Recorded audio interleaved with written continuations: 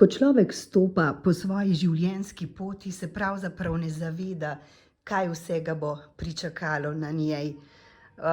Včasih nas to, kar nas doleti, preseneti. Včasih to težko sprejmemo, težko gremo naprej. Pa vendar vedno obstajajo razlogi, da zmagamo, da najdemo nove poti in da zaživimo kljub težavam, ki jih je vendarle vedno treba preseči. Kako ste se sami soočili s pigmentno retinopatijo, ki vam je zaznamovala življenje? Kako jo premagujete? Kako so vam v pomoč vaši bližnji? Jaz bom začela kar od začetka. 30 let sem v bistvu res živela, kot da se mi nič ne more nikdar zgoditi.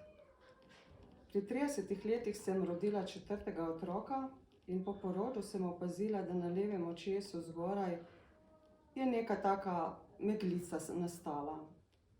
In takrat še ni bilo nič kaj posebnega, šla sem sicer k okulistu, nobeden ni nič, kako bi rekla, opazil, da bi se z očmi kaj zgodilo, a ne. In živela sem še naslednje 4 leta, opažala pa sem, da se mi ponoči vidi zelo slabša.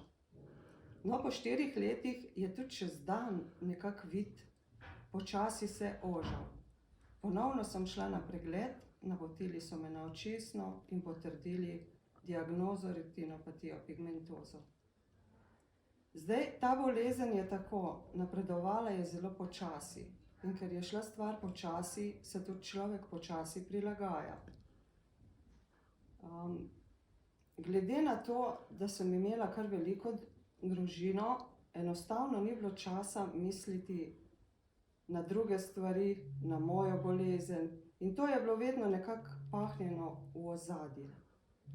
Šele zdaj, recimo, ko sem stara 50 let, ko se je stvar res že tako poslabšala, da sem mogla belo palico sprejeti, se pa zavedam, kaj življenje je. Življenje je res zame en tak boj. V bistvu boj s samim seboj, kako boš naprej. Nikakor ne mislim vreči puške v koruzo, ker življenje mi veliko pomeni. Res je veliko otrok, razumemo se super, tudi oni to sprejemajo, nikakor pa jih s tem, z mojo boleznijo nočem bremeniti. Zdaj pa tako, ne vem, pride dan, ko si na tleh, pa se probaš pobrati, pa se pobedeš, pa greš naprej. Pride dan, ko si zelo vesel.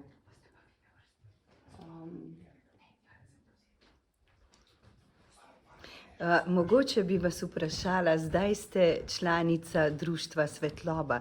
Kaj vam pomeni sodelovanje v tem društvu?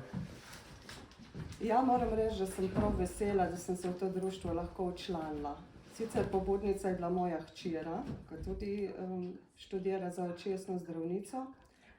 In tako sem ponosna, da sem v tem društvu, da skoraj ne morem res tega opisati. Ogromno stvari se je zgodilo v zadnjih 2 letih.